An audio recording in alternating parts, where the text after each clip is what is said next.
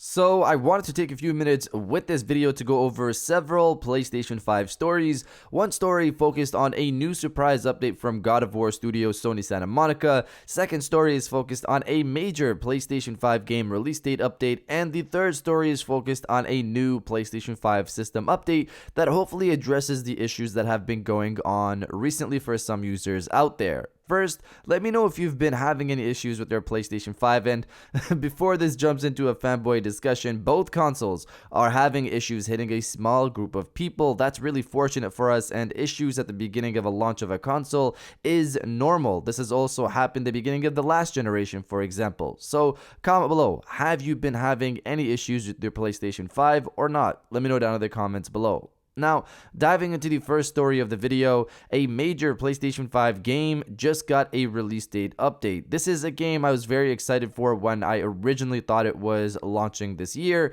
It's Kena Bridge of Spirits. That's the game I'm talking about right now, and there is a release mishap that happened between Sony and the studio, it seems. This game was originally meant to be a launch title, but was announced by the studio to be releasing in Q1 2021, but recently we saw an update from the PlayStation website pushing this game's release date to later in 2021, Q4 2021, which confused a lot of people considering this game was already delayed to the beginning of next year, and we haven't heard anything from the developer on the matter. But when this news started to spread, the developer themselves replied to many people sharing the story, informing them that there is no delay. Here's their statement, or one of their statements. Reading from Twitter, "Hello, that is an error. We are working with Sony to correct the message.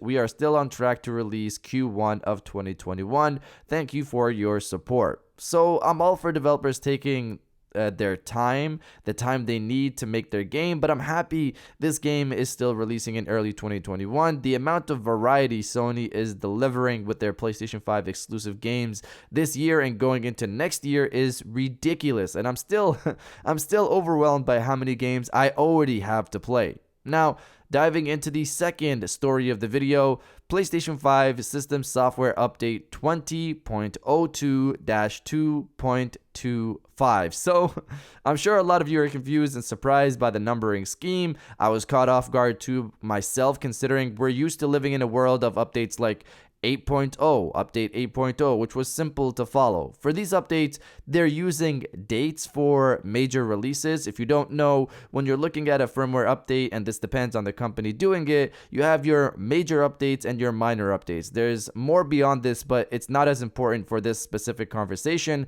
So something like update 1.10 is a minor update as an example, while something like 2.0 is a major update. For some, this is obvious, but I just wanted to reiterate it for others because it'll make the new firmware format a bit more clearer, I hope. Now, looking at update 20.02-2.25. Here you have a similar format with major and minor. The major part here now, though, uses the release year and month. So 20.02, which is the beginning part of this new numbering scheme for the system software update, means the last major PlayStation 5 update dropped in February of this year, February 2020, and the current minor update is 2.25. Just for reference, the previous minor update was 2.20. In terms of what this new update brings, this system software update improves system performance is all the information we really have. It comes in at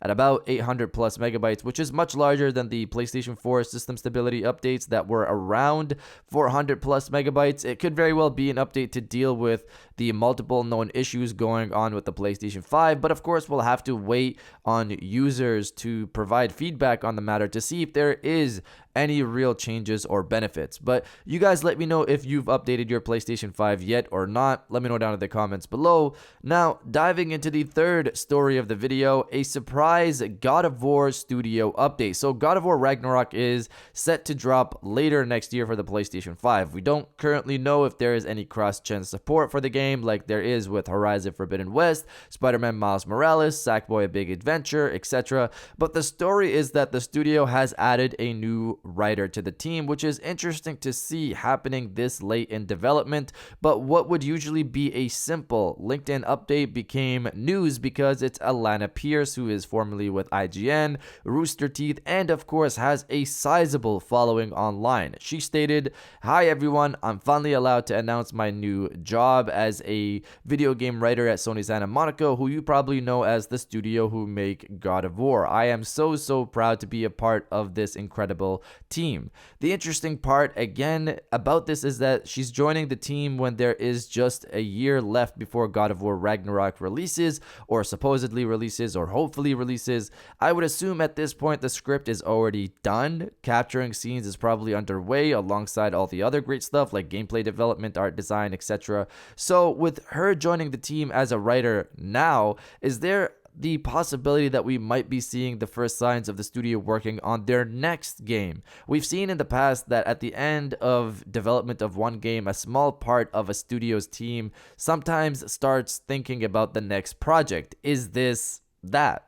If it is, I hope they're working on that canceled sci-fi IP we heard about a while back. We also saw Cory Barlog tease something sci-fi related off his Twitter account multiple times now, and they could be nothing, which he kind of hinted that they're nothing, but this is also the same person who teased God of War Ragnarok on his Twitter's pinned comment more than a year before it was officially announced. But you guys let me know if you think this is for a new game, or is she just assisting with God of War Ragnarok in some way? Let me know down in the comments below. And if you guys did enjoy this video, please hit that like button, as it always helps, and subscribe if you're new. I got new videos every Monday, Wednesday, and Friday. And now I'll check you guys out on the next one.